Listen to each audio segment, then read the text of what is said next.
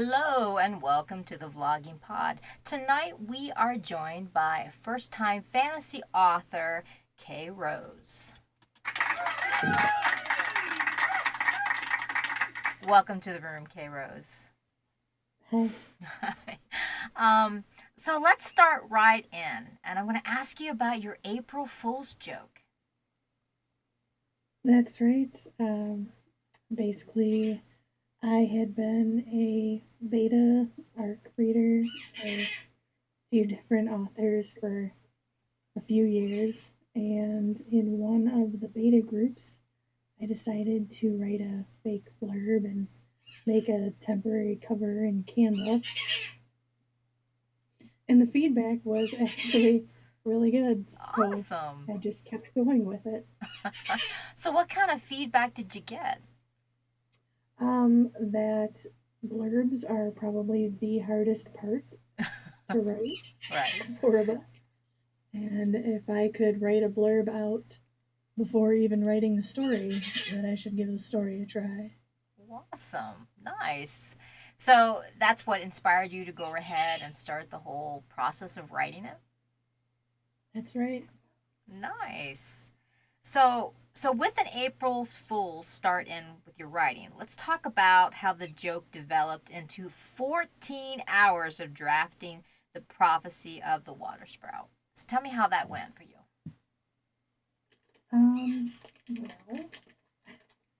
Well, uh, I, I don't even know where to start for that one. So just kind of give me an idea about how the writing went. What was your first thinking and how it kind of ran from that? Uh, I actually found a template online for screenplays for indie, like somebody who wanted to do a Sundance Film Festival thing. Okay. And I just kind of filled out the outline or the template for a film, and that's where all the ideas for the story initially got put down. And then I just went back and started from the beginning and put my own voice to the characters as they came out of my head. Nice. Nice. Okay, since we mentioned your debut novel, The Prophecy of a Water Sprout, tell us a little bit about the book. The Prophecy of the Water Sprite is a romance. Sorry, the Oscar. Um, it is a reverse harem fantasy romance book that is about a water sprite who doesn't know that she's a water sprite at the start. So it's maybe an orphan type situation. And she has a prophecy that's foretold about her and her life, and ends up meeting her three fated mates along her journey to fulfilling that prophecy. Nice. Nice. So, what age bracket would you say this book is? I mean, is it adult fantasy, young This adult? book is a adult fantasy. Okay, It is adult fantasy. All right. Awesome. to be an 18 plus rating on that one. There are some spicy scenes. Oh, nice. So our main character, has a love interest. The main character, her name is Sky, ends up meeting all three of her fated mates by the end of the book because this is a standalone. Awesome. Nice. So you'll have your happily ever after by the end of the book. Good. So, with this being your first book, tell our listeners how your beta teams help with your process of finishing the prophecy of the water sprout. I actually didn't have a beta team for this book. Okay. I just started with my own beta team on the second book that I released. Okay. Now, which is this? It's Always Been You, or is this the Elven Prince? The Elven Prince. Okay, the Elven Prince. Okay, so tell me a little bit how the beta team came about for the second then. There are actually a number of very helpful indie author groups on Facebook, Okay. and one of them has a call out for ARC readers, beta readers, and alpha readers. And I put a call out probably half a dozen times to collect all the members that I have on my current ARC and beta team. Nice. So, about all the call outs, how many people do you actually get that actually become a beta reader? Um, Probably if I cut the applications down more nitpicky, like a lot of the more experienced authors, I probably wouldn't get as many. But I took almost every application that came in, and I figured I would give them a try. And if it didn't work out for this book run, maybe I would just let them know. But so far, everybody is working out. Nice. So I guess I won the lottery on that one. You most certainly did. So, when I went to your link tree, I noticed that you have editing services application. How did that start for you? Did that the editing come before you decided to be a writer? Yes. Yes, Okay. that was part of the ARC reading and beta reading journey that I had been on. A lot of the authors suggested that I could put an application out there for other people to pay for the services that I do for them. Nice. So, how long were you doing that? Probably just a little over 3 years. Nice. That's very nice. Now, I have read since your debut book, and we just vaguely mentioned it, that since you wrote the book, I believe you had, from a previous interview that I read, I believe you said that you had 5 ideas, and you were currently at that point writing one. So I'm assuming that the one is it Always Been You? Now, did that come? No, that's your third one. So it would probably be the Elven Prince that you were writing at that time. Yes. Right, Okay. right. All right. So that still gives us 3 more ideas. Are those 3 ideas still floating around your head? Are they soon to become to a book? Yes, I Okay. do have a few more than just three. Um, I actually have probably 9 or 10 now at this point. The ideas just keep coming. It's about locking down and committing to the one to get it to fruition. But the next release before It's Always Been You is probably going to be my almost children's book that's not really because it's more satire and double entendre and innuendo. Okay. Um, so I'm probably going to have that out before the end of the month, actually, it looks like. Cool. That idea just kind of shot out of nowhere, and you do what the muse asks. Oh, I've learned yes. that. So, Oh, yeah. I fully understand that.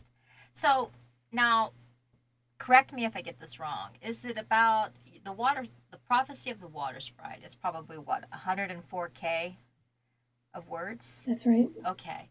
So tell me how long the Elfin Prince and It's Always Been You. Are those around the same word count?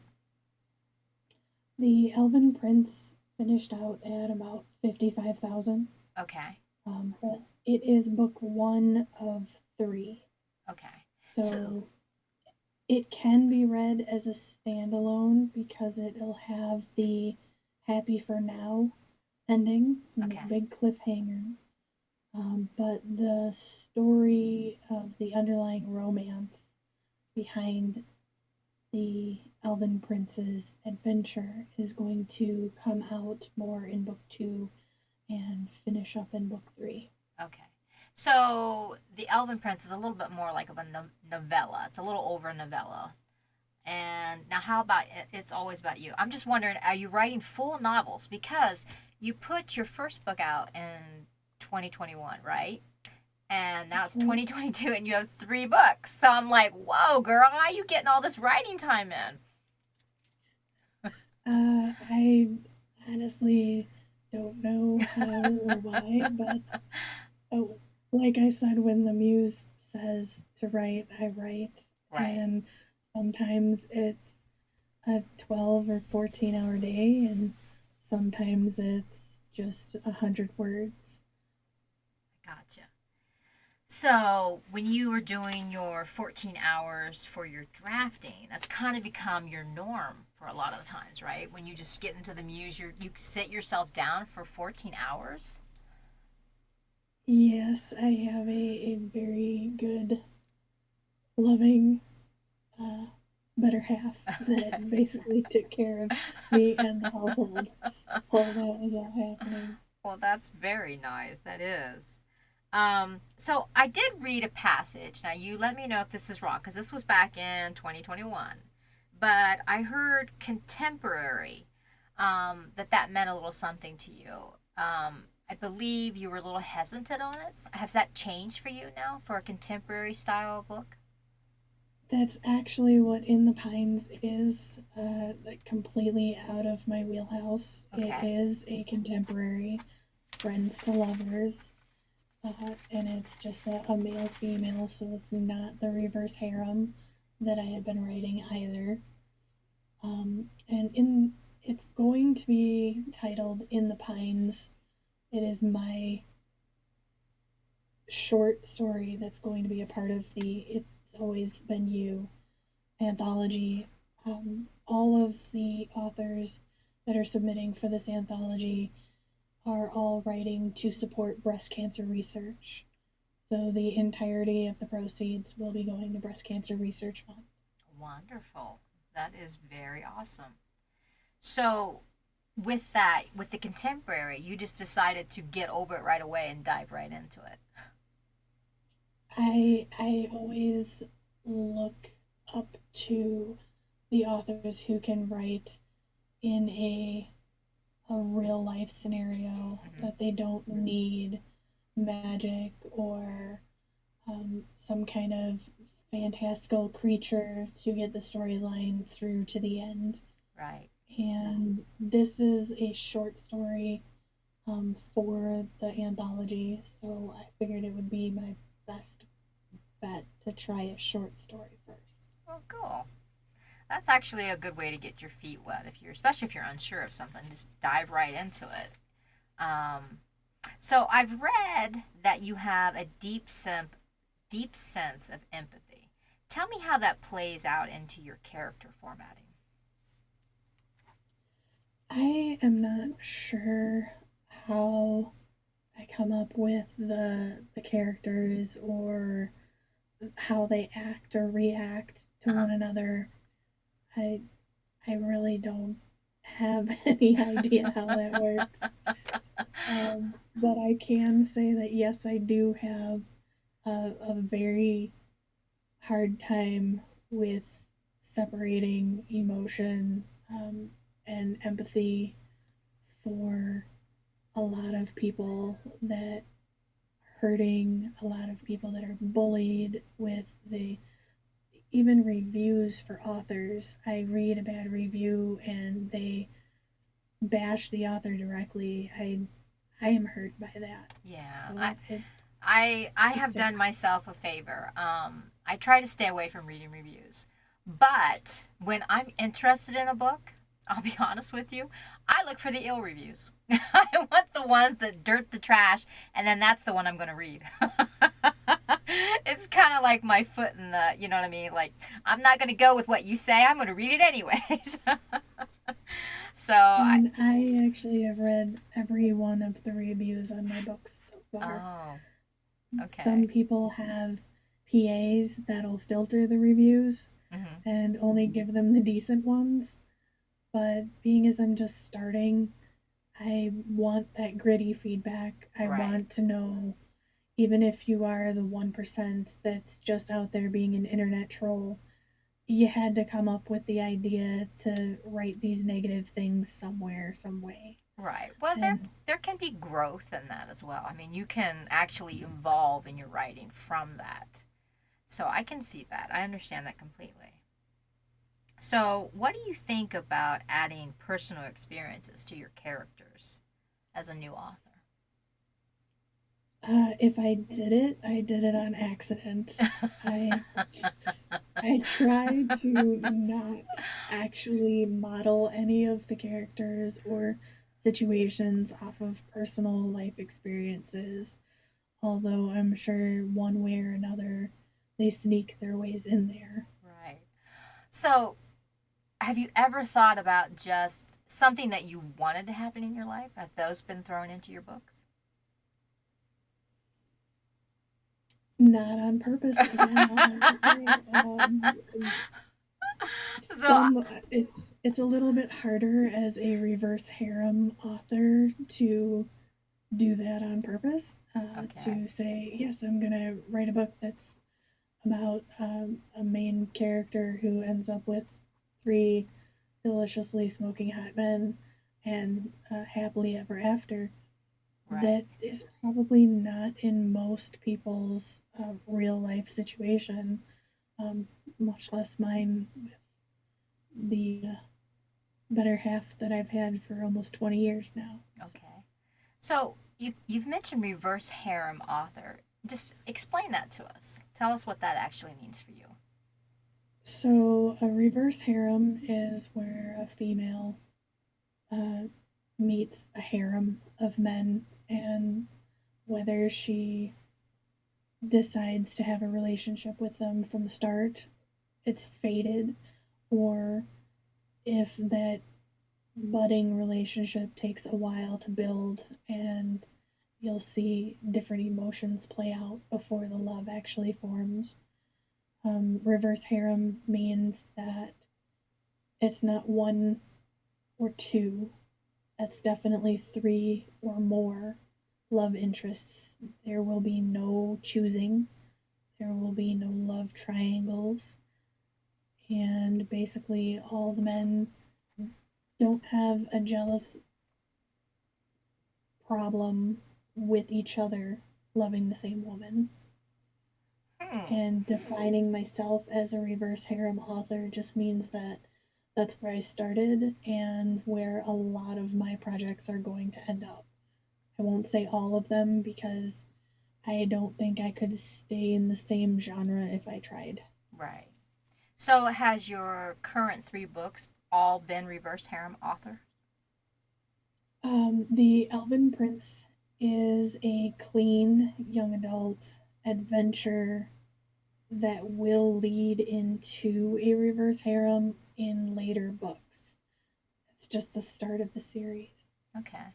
The Prophecy of the Water Sprite is a adult fairy tale, basically. Reverse harem, and she does get three fated mates. Into the Pines, which is part of the It's Always Been You Friends to Lovers anthology, is going to be just a uh, male female, not reverse harem, contemporary friends to lovers romance short story. I do have at least three other reverse harems that I have started the outline for already, so I will be going back to that. Right. Well, that's interesting. But you don't plan on staying in this genre. You probably are going to venture out of it. Well, right now, fantasy is the two books that I have published. Okay. And I know that the next book that I am releasing on my own is going to be a paranormal. So that is already out of, but it will be a reverse harem. Okay. Well, I have one final question for you.